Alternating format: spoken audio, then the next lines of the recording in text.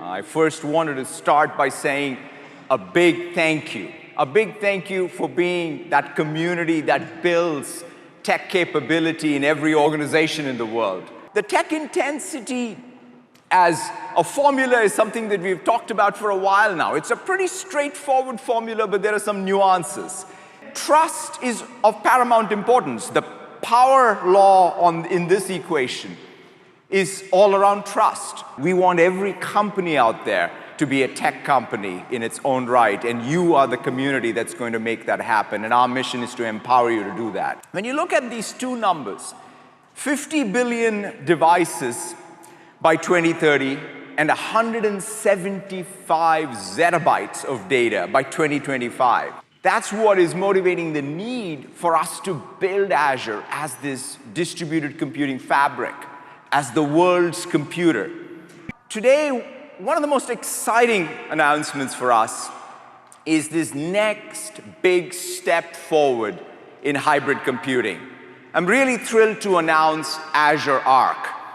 Azure Arc really marks the beginning of this new era of hybrid computing, where there is a control plane built for multi-cloud, multi-edge.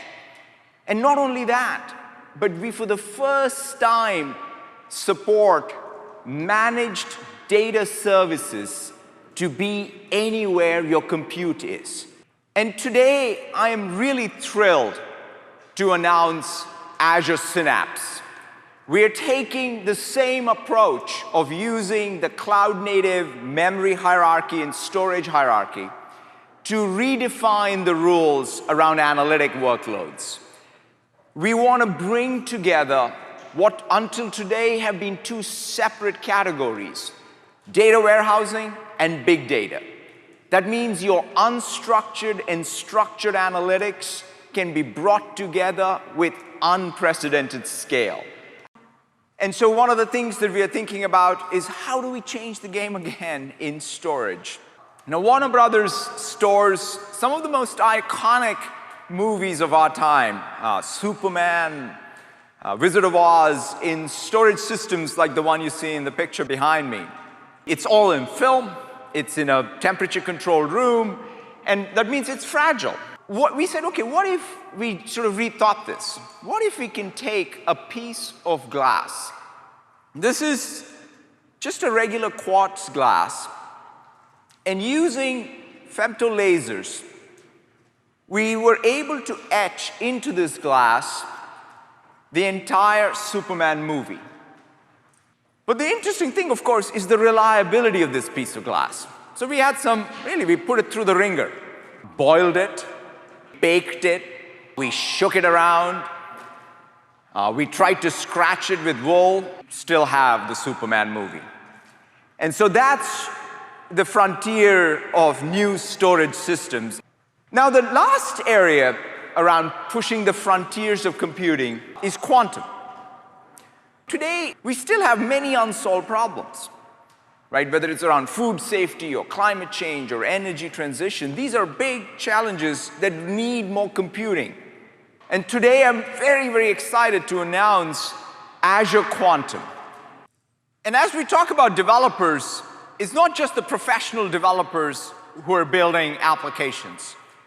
One of the phenomena we see is citizen developers getting involved in a very deep way. We are going to have 500 million applications that are going to get created, new, by 2023. So that means we need to empower citizen developers with tools so that they can build out these applications. In fact, there are already 2.5 million citizen developers using Power Platform. Today, I'm really pleased to announce two new members of the Power family, Power Automate and Power Virtual Agents. Now, the next step forward for us is knowledge. You're using your devices, you're using these applications, you're creating perhaps the most valuable data. We want to convert that into knowledge that accrues on a continuous basis. This is, again, putting your data to work for you.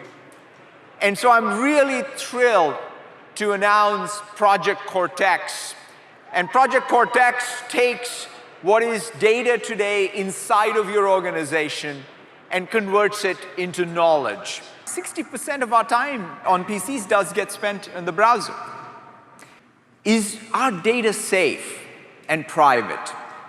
Why can't we find the information inside our organization like we do on the web?